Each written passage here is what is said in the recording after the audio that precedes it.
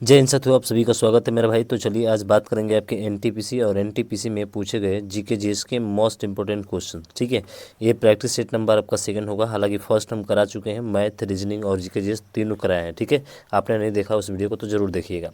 पहला क्वेश्चन इसमें दे रहा है और पूछ रहा है हमसे कि मई 2024 में सिंगापुर के चौथे प्रधानमंत्री के रूप में किसने शपथ ली है। तो फोर्थ नंबर के प्रधानमंत्री कहाँ के भाई? सिंगापुर के। तो वो है लॉरेंस बोंग। ठीक है, और लॉरेंस बोंग को अगर पूछा जाए कि शपथ किसने दिलाया था, तो यहाँ के सिंगापुर के राष्ट्रपति थे जिनका नाम था थर्मन। क्या नाम था इनका?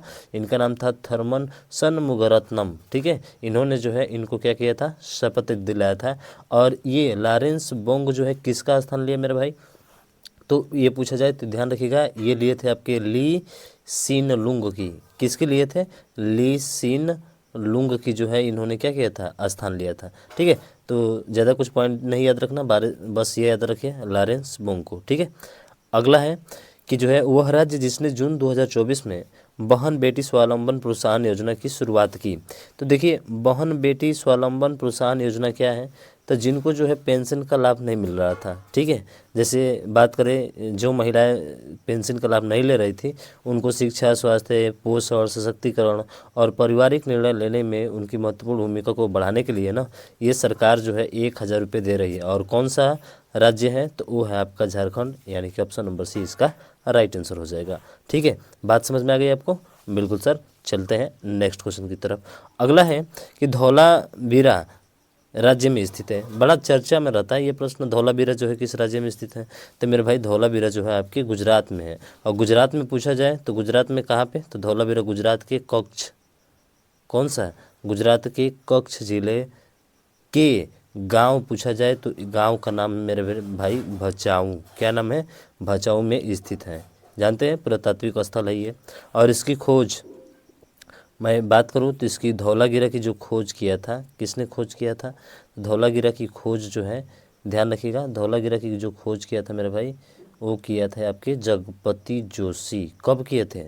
जगपति जोशी ने किया था आपके 1968 में। ठीक है ना, 1968 में जो है इन्होंने इसको खोज की थी। और यहाँ पे जानते हैं कि जो मिट्टी के बर्तन हो गए, मोती, सोने और तांबे के जो गहने हैं, जानवरों की जो मूर्तियां हैं, वो इत्यादि यहाँ से मिले हुए हैं। और यहीं से धौलागिरी से ही ध्यान रखिएगा एक कलश भी मिला है। क्या मिला है मेरे भाई? तो कलश भी यहीं से मिला है आपका। और एक बात और है कि इसको जो है यूनेस्को के विश्व धरोहर स्थल में घोषित किया गया है। कब घोषित किया गया था? तो 2021 में जो है यूनेस्को के विश्व धरोहर स्थल में भी घोषित इसको किया गया है। और ये भारत के 40वें विश्व धरोहर स्थल है। कौन सा है मेरे भाई? तो ये 40 नंबर के विश्व धरोहर स्थल में शामिल इसको किया गया है।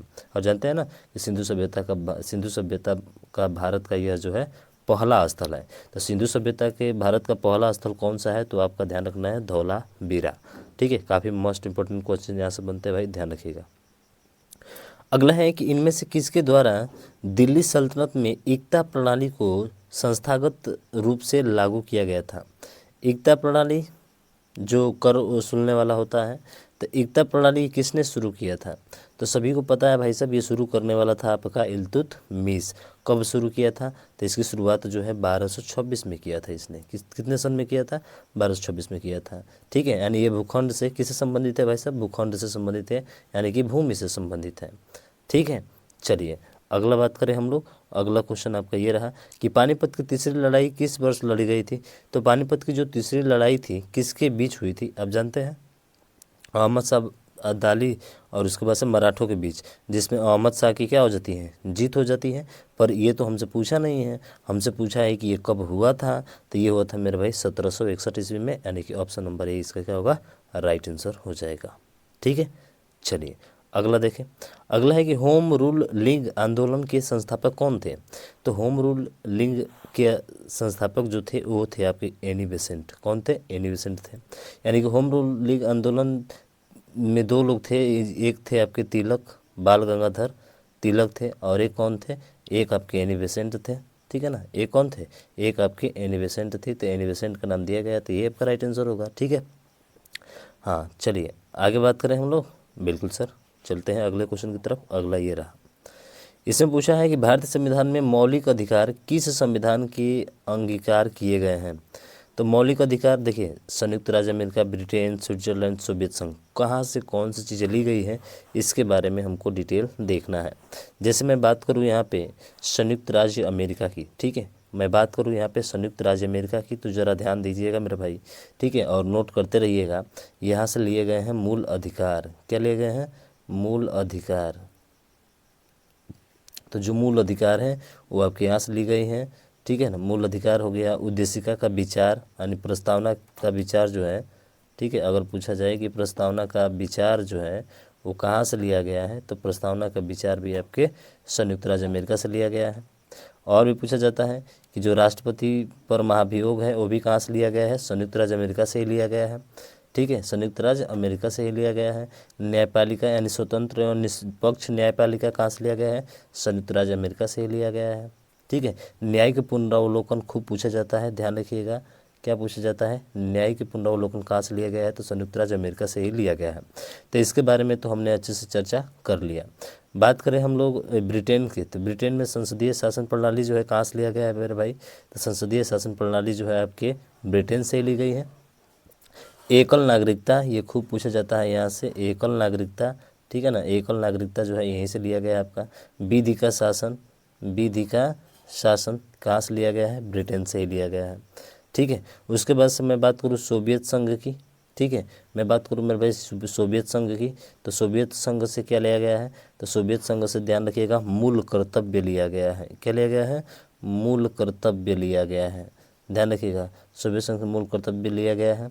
और प्रस्तावना में आप जानते हैं न्याय कितने प्रकार के हैं, न्याय सर 3 प्रकार के हैं, सामाजिक, आर्थिक और राजनीतिक।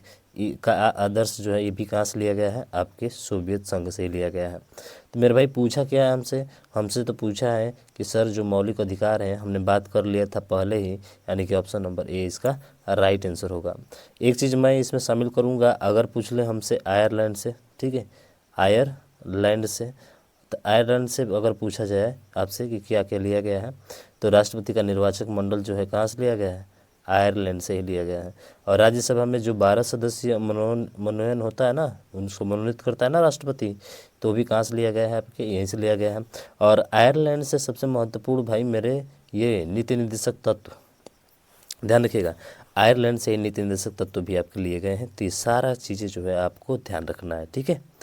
अगला है कि संघ सूची, राज्य सूची और समवर्ती सूची भारतीय संविधान की किस अनुसूची में है, गजब का पूछा है। देखिए ये जो अनुसूची है वो कौन सी है मेरे भाई, तो ये अनुसूची है आपकी 7वीं। कौन सी अनुसूची है, 7वीं। अरे 7 फेरों की लिस्ट, 7 फेर वाले लिस्ट यानी कि सूची जो आती है भाई साहब शादी होने के बाद से ना आती है, हाँ, तो 7वीं अनुसूची हो जाएगा, ठीक है, 7वीं अनुसूची हो जाएगा। अगर मैं बात करूं 12वीं अनुसूची, तो 12वीं अनुसूची में क्या है, तो 12वीं अनुसूची में राजभाषा है भाई साहब। अरे 12वीं अनुसूची में क्या है, राजभाषा शब्द का उल्लेख है, ठीक है। अगर मैं बात करूं 10वीं अनुसूची, तो 10वीं अनुसूची में दल बदल, अरे दल बदल जो है 10वीं अनुसूची में है। 8वीं अनुसूची की बात करें तो राजभाषा शब्द का उल्लेख है, इसमें भी राजभाषा शब्द, ठीक है, राजभाषा शब्द के बारे में उल्लेख है आपका, ठीक है।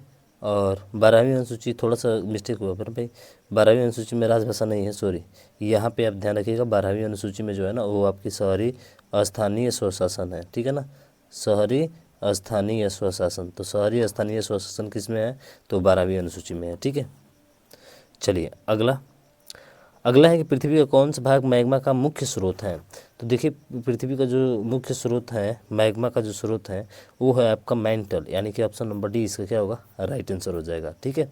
तो ध्यान रखिएगा मैंटल के ऊपरी भाग में मैग्मा जो होता है ना, मैग्मा चैम्बर पाए जाते हैं जो पृथ्वी पर मैग्मा का स्रोत होता है।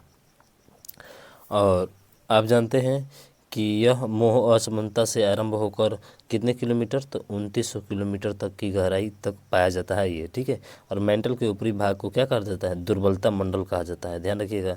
मैग्मा के ऊपरी भाग को क्या कहा जाता है, दुर्बलता मंडल कहा जाता है, ठीक है भाई। चलिए अगला है कि पृथ्वी का कौन सा भाग, ये तो हो गया, ठीक है ना। चलते हैं अगले क्वेश्चन की तरफ। अगला है कि एटलस पर्वतमाला निम्न में से किस महाद्वीप में स्थित है। तो एटलस पर्वतमाला जो है वो आपकी अफ्रीका महाद्वीप में स्थित है। कहाँ पे है मेरे भाई, अफ्रीका महाद्वीप में स्थित है।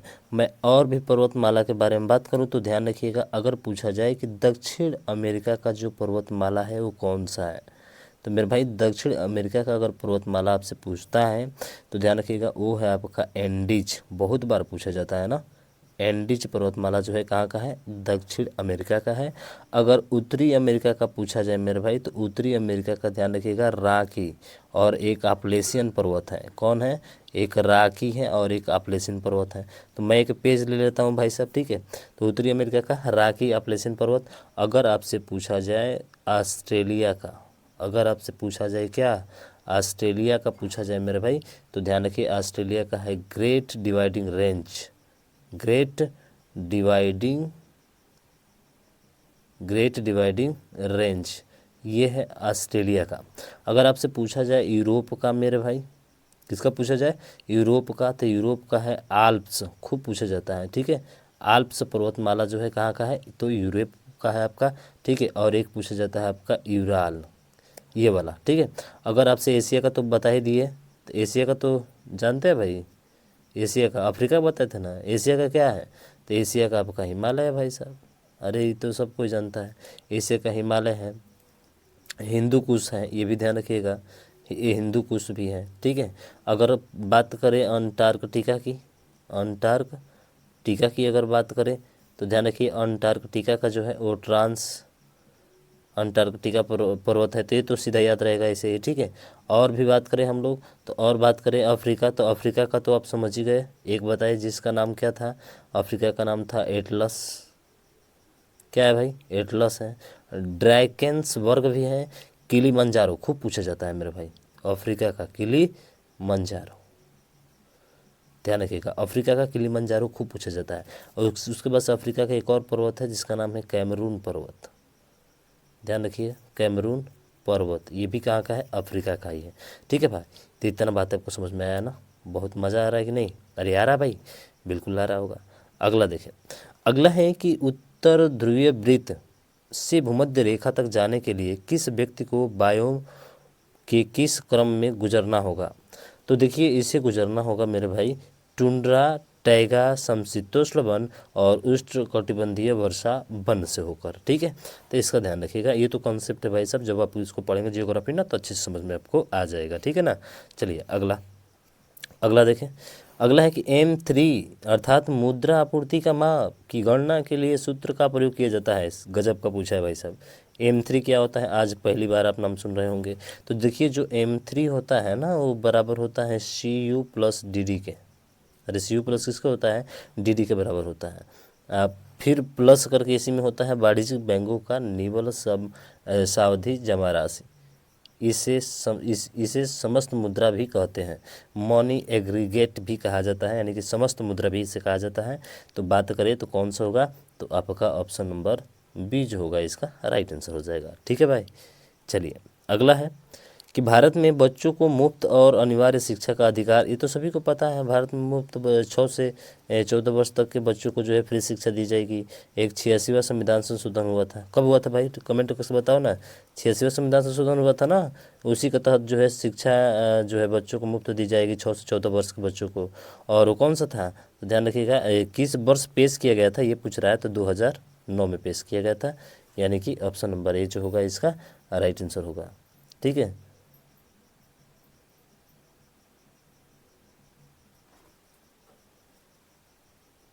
यानी कि 2009 में इसे पारित किया गया था। हालांकि 86वां संविधान संशोधन कब हुआ था, बहुत लोग सोच रहे होंगे भाई 2002 में हुआ था। अरे कब, अगर पूछा जाता है कि 86वां संविधान संशोधन कब हुआ था तो 2002 में हुआ था। कब जो है ये पारित हुआ था, 2009 में हुआ था। अब कहेंगे कि सर पारित हो गया तो लागू कब हुआ होगा, लागू तो हुआ होगा ना, बिल्कुल मेरे भाई लागू हुआ था 1 अप्रैल 2010 से। ध्यान रखिएगा 1 अप्रैल 2010 से जो है शिक्षा क्या कर दिया गया था, लागू कर दिया गया था।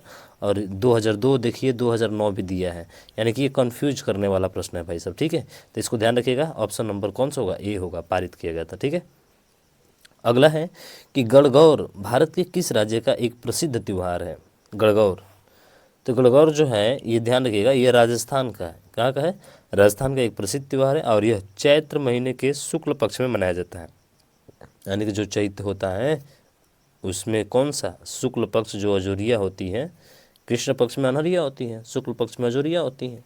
इसी दिन जो है इस दिन क्या होता है, विवाहित महिलाएं शिव जी और पार्वती की पूजा करती हैं। किसकी पूजा करती हैं मेरे भाई, तो ध्यान रखिएगा, शिव जी और पार्वती की।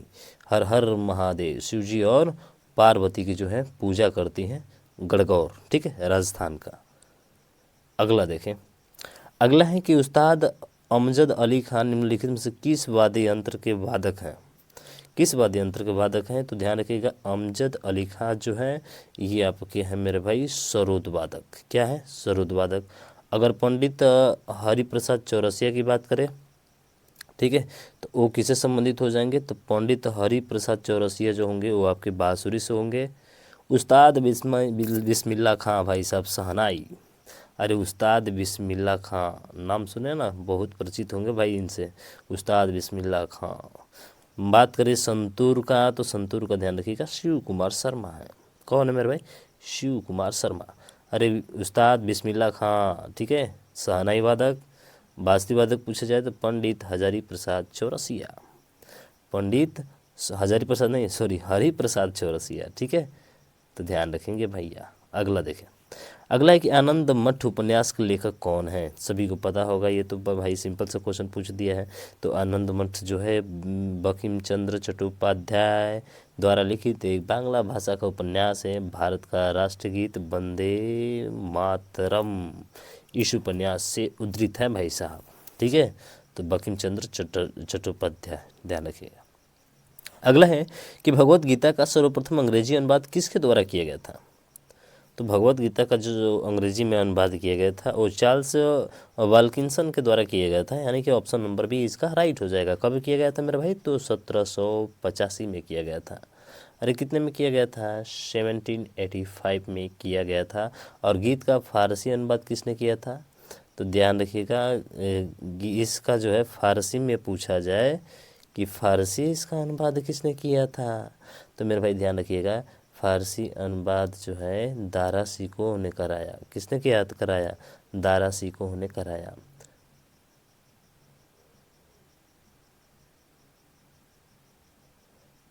और अकबर के समय भी कराया गया था, तो उस समय में क्या नाम था उसका, तो ध्यान रखिएगा, रज्मनामा, ठीक है, रज्मनामा था। ये जब अकबर के समय हुआ था, यानी कि महाभारत का फारसी अनुवाद अकबर के समय कराया गया, उसका नाम क्या था, तो ध्यान रखिएगा, रज्मनामा, ठीक है, क्या था, रज्मनामा उसका था, ठीक ना। अगला देखें, अंतर्राष्ट्रीय योग दिवस किस दिन मनाया जाता है। ये तो सभी को पता है मेरे भाई, योग दिवस किस में मनाया जाता है, यानी कि 21 जून को भाई साहब योग दिवस मनाया जाता है। तो इसका पूछा जाए कि योग दिवस का थीम क्या है मेरे भाई, तो ध्यान रखिएगा, yoga for self and society, yoga, ठीक है, इसकी थीम पूछा जाए तो योगा फॉर सेल्फ,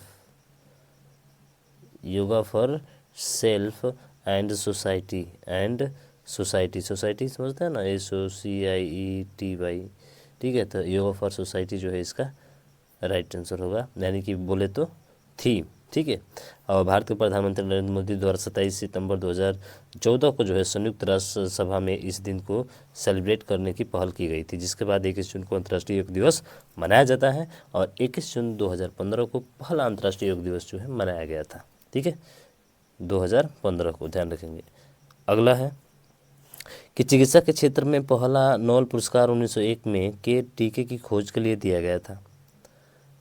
तो ध्यान रखिएगा, वो डिप्थीरिया के टीके की खोज के लिए जो है इनको दिया गया था, ठीक है, जिनका नाम है एमिल वान बेहरिंग, एमिल वान बेहरिंग जो है इनका नाम है, जर्मन शारीरिक क्रिया वैज्ञानिक है आपके, ठीक है ना, वैज्ञानिक है, जिन्हें डिप्थीरिया के टीके की खोज के लिए सर्वप्रथम नोबेल पुरस्कार कब दिया गया था, 1901 में प्रदान किया गया था।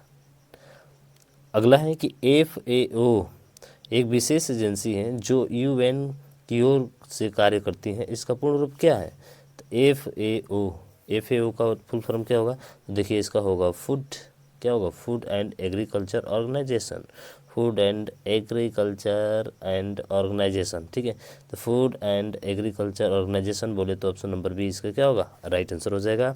इसकी स्थापना की बात करें तो ध्यान रखिए, इसकी स्थापना 16 अक्टूबर 1945 को होती है मेरे भाई, 1945 को होती है। इसका मुख्यालय पूछा जाए तो रोम यानी कि इटली में है, ठीक है। इसका हेडक्वार्टर पूछा जाए तो रोम इटली में है। और इस संस्था का मुख्य कार्य है विश्व भर में कृषि एवं पोषण स्तर में सुधार लाकर जीवन स्तर को बढ़ाना, ठीक। अगला है कि भारतीय अंतरिक्ष कार्यक्रम का जनक किसे कहा जाता है। तो भारतीय अंतरिक्ष कार्यक्रम का जो जनक है मेरा भाई वो है आपके कौन, विक्रम साराभाई। अरे भारत में अंतरिक्ष अनुसंधान के लिए सबसे पहले 1962 में प्रधानमंत्री जवाहरलाल नेहरू ने और उनके करीबी सहयोगी विक्रम साराभाई के प्रयासों से ही भारतीय राष्ट्रीय समिति की स्थापना की गई थी, जिसमें अध्यक्ष थे आपके विक्रम साराभाई अध्यक्ष थे। इसी क्रम में जो है डॉक्टर विक्रम साराभाई ने जो है 1969 में भारतीय राष्ट्रीय समिति के संस्थान पर भारतीय अंतरिक्ष अनुसंधान, जिसको बोलते हैं हम लोग ISRO, ठीक है, इसरो कहा जाता है, की स्थापना की थी। इसलिए इन्हें भारतीय अंतरिक्ष कार्यक्रम का जनक कहा जाता है। तो इसरो के संस्थापक अगर पूछा जाए मेरे भाई तो ध्यान रखिएगा वो है आपके विक्रम साराभाई ही, ठीक है। अगला है कि एजरा कप इनमें से किस खेल से संबंधित है। तो देखिए एजरा कप जो है वो आपके पोलो से संबंधित खेल है। पोलो अगर पूछा जाए कि जो है पोलो के प्रत्येक टीम में कितने खिलाड़ी होते हैं, तो ध्यान रखिएगा पोलो के प्रत्येक टीम में 4 खिलाड़ी होते हैं, ठीक है। इस बात को भी आपको ध्यान रखना है। चलिए बात करें अगले क्वेश्चन की। तो अगला ये रहा कि नाम द्रोलिंग मठ भारत के किस राज्य में स्थित है। तो नाम द्रोली मठ जो है ये आपके हैं मेरे भाई कहाँ पे, कर्नाटक में। बोले तो ऑप्शन नंबर डी इसका राइट आंसर हो जाएगा, ठीक है, कर्नाटक में है। अच्छा नांद्रोमोली मठ जो है कर्नाटक में, ठीक है। चलिए बात समझ में आ गई आपको, ठीक है।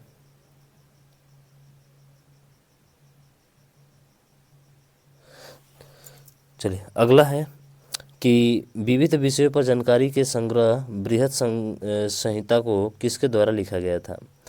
तो देखिए जो है जानकारी के संग्रह बृहत संहिता, तो बृहत संहिता की बात करें तो ये जो है बारामिहिर के द्वारा लिखा गया था। किसके द्वारा, बारामिहिर के द्वारा।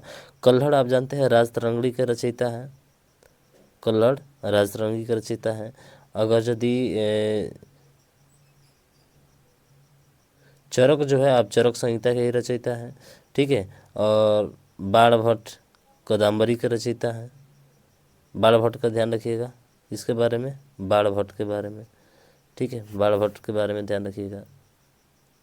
चलिए आगे बात करें। अगला है संवेग सही पद्धति क्या है। तो संवेग P बराबर क्या होता है, P बराबर सभी को पता है m/v होता है, यानी किलोग्राम मीटर प्रति सेकंड। तो किलोग्राम मीटर प्रति सेकंड बोले तो ऑप्शन नंबर 20 क्या होगा, इसका राइट आंसर हो जाएगा, ठीक है। तो इसमें तो कोई तामझाम नहीं है भाई साहब। चलिए आगे चलते हैं। अगला प्रश्न आपके ये करें 50 न्यूटन का बल एक वस्तु को 10 मीटर विस्थापित करता है, सीधा गुणा करा तो 500 जूल हो जाएगा मेरे भाई। बोले तो ऑप्शन नंबर ए इसका राइट हो जाएगा, ठीक है। ये तो सीधा है। F बराबर W बराबर क्या होता है, कार्य बराबर बल गुणे विस्थापन होता है, सीधा कर देंगे। नकारात्मक त्वरण निम्न में से किसकी दिशा में विपरीत होता है। तो नकारात्मक त्वरण जो होता है कब होता है, वो वेग में होता है। किस कब होता है, वेग में होता है, यानी कि जब ब्रेक लगता है ना भाई साहब तब पे, ठीक है। अगला है कि 0 डिग्री सेंटीग्रेड कितनी डिग्री फ़ारेनहाइट के बराबर होता है। तो अब तो निकलना पड़ेगा, और निकालेंगे तो कितना आएगा, अरे निकाल दीजिए मेरे भाई। F-32 बटा कितना होता है 180 बराबर C/100, निकाल दीजिए इस पर। और निकालेंगे तो फाइनली आपका क्या आ जाएगा मेरे भाई, तो फाइनली आ जाएगा आपका, ध्यान रखिएगा 32 डिग्री फ़ारेनहाइट, ठीक है, 32 डिग्री फ़ारेनहाइट। अगला है कि एक मिश्र धातु किसका उदाहरण है मेरे भाई। तो मिश्र धातु आप जानते हैं जब दो धातुओं को मिलाया जाता है मेरे भाई, तो मिश्र धातु कौन सा होगा, तो ये होगा आपका एक ठोस विलयन, यानी कि मिश्र धातु जो होता है ठोस विलयन का क्या होता है, मिश्रण होता है, ठीक है। चलिए अगला है कि निम्नलिखित में से कौन सी एक उपधातु है। तो ब्रोमीन एक अधातु है जो कमरे के ताप पर द्रव अवस्था में पाई जाती है। ब्रोमीन भाई साहब अधातु है, क्या है, अरे ब्रोमीन अधातु है भाई साहब, ध्यान रखिएगा। सीसा ये तो आपकी धातु हो जाएगी ना, लेड सोना ये भी आपका धातु हो जाएगा, आरम जिसको बोलते हैं भाई साहब। तो इसका राइट आंसर होगा आपका ऑप्शन नंबर डी, यानी कि सिलिकॉन। क्या है मेरे भाई, सिलिकॉन जो है आपकी एक मिश्र धातु है, ठीक है। सिलिकॉन जो है एक मिश्र धातु है। तो ऐसे कई क्वेश्चन तैयार हो गए आपके, इन चीज़ों को ध्यान रखिएगा, ठीक है ना। मिश्र धातु शो कर रहे हैं, सॉरी उप धातु है, चलिए अगला देखिए, अगला है कि अभिक्रिया में किस पदार्थ का ऑक्सीकरण होता है। तो ऑक्सीकरण मतलब जैसे मैग्नीशियम में से ऑक्सीजन जाकर उधर हो गया ना, जुड़ गया भाई साहब, तो ऑक्सीजन का हटना क्या कहलाता है, ऑक्सीकरण कहलाता है। नहीं, ऑक्सीजन का जुड़ना ऑक्सीकरण होता है। तो इसमें किसका ऑक्सीकरण हो रहा है मेरे भाई,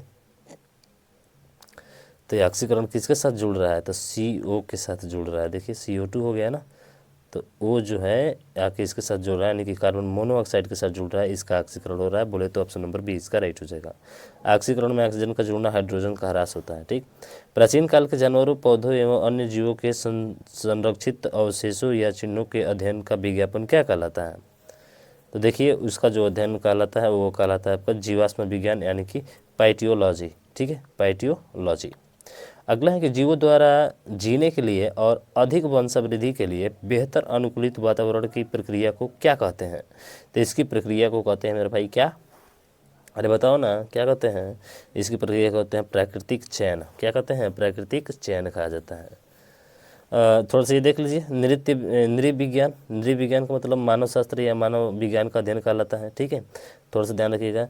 पुरातात्विक विज्ञान की बात करते हैं, जिसको मतलब होता है आर्कियोलॉजी, इसको आर्कियोलॉजी कहा जाता है, कभी कभी इंग्लिश देता है। ठीक है ना, यानी कि मानव संस्कृति के विकास क्रम को समझने एवं उसकी व्याख्या करने का कार्य करता है। ठीक है, औषधि विज्ञान की बात करें तो औषधि से आप समझ ही रहे होंगे, जड़ी बूटी का अध्ययन किया जाता है, वो औषधि विज्ञान होता है। ठीक है, तो थोड़ा सा एक्सप्लेन करना भूल गए थे, इसलिए इसको ध्यान रखेंगे भाई। ठीक है, अरे सही है ना, बिल्कुल सही है। मानव शरीर में पाइरुवेट का ऑक्सी विघटन कहाँ पर होता है। देखिए इसका जो ऑक्सी विघटन होता है ना, वो आपके माइटोकॉन्ड्रिया में होता है। कहाँ होता है मेरे भाई, तो जो है यहीं पे ये टूटने की प्रक्रिया जो है यहाँ पे होता है। और ठीक है, इस प्रक्रिया को एरोबिक श्वसन कहा जाता है। इसी प्रक्रिया को क्या कहा जाता है, तो इसी प्रक्रिया को एरोबिक श्वसन कहा जाता है। ध्यान रखिएगा, एरोबिक श्वसन। अगला देखें, ब्रेड बनाने की में इस्तेमाल किया जाने वाला खमीर क्या कहलाता है। तो ब्रेड किसके द्वारा बनता है, देखिए जो जटिल पदार्थ होते हैं ना, जो जटिल कार्बनिक यौगिक होते हैं, उसको सूक्ष्म जीवों की सहायता से सरल कार्बनिक यौगिकों में विघटित करते हैं, उसे कहा जाता है किण्वन। क्या कहा जाता है मेरे भाई, उसे कहा जाता है आपका किण्वन, यानी कि किण्वन वाला ही राइट आंसर होगा। तो किण्वन के लिए उत्प्रेरक के रूप में क्या करता है, कार्य करता है खमीर। अब कौन सा, जैसे कार्बोहाइड्रेट है आपका C6H12O6, ठीक है, इसी के खमीर की उपस्थिति में जो है ये ग्लूकोज बनता है, एथेनॉल बनता है, एल्कोहल C2H5OH, यानी जिसको शराब बोलते हैं हम लोग, और उसके साथ जो है कार्बन डाइऑक्साइड गैसें मुक्त होती है इसमें से। ठीक है, चलिए अगला, कि पृथ्वी या गुरुत्वाकर्षण की खिंचाव की प्रक्रिया में अंकुर और जड़ों में क्रमशः ऊपर और नीचे की ओर जो है होने वाली वृद्धि को क्या कहा जाता है। तो ऊपर और नीचे होने वाली वृद्धि जो होती है उसे कहा जाता है गुरुत्वानुवर्तन। ठीक है, क्या कहा जाता है उसे, गुरुत्वानुवर्तन कहा जाता है। ठीक है ना, और प्रकाशानुवर्तन क्या होता है, तो प्रकाशानुवर्तन प्रकाश की दिशा में पौधों की वृद्धि, प्रकाश की दिशा में पौधों की वृद्धि, जैसे सूरजमुखी होती है ना, सूरजमुखी प्रकाशानुवर्तन हो जाएगी।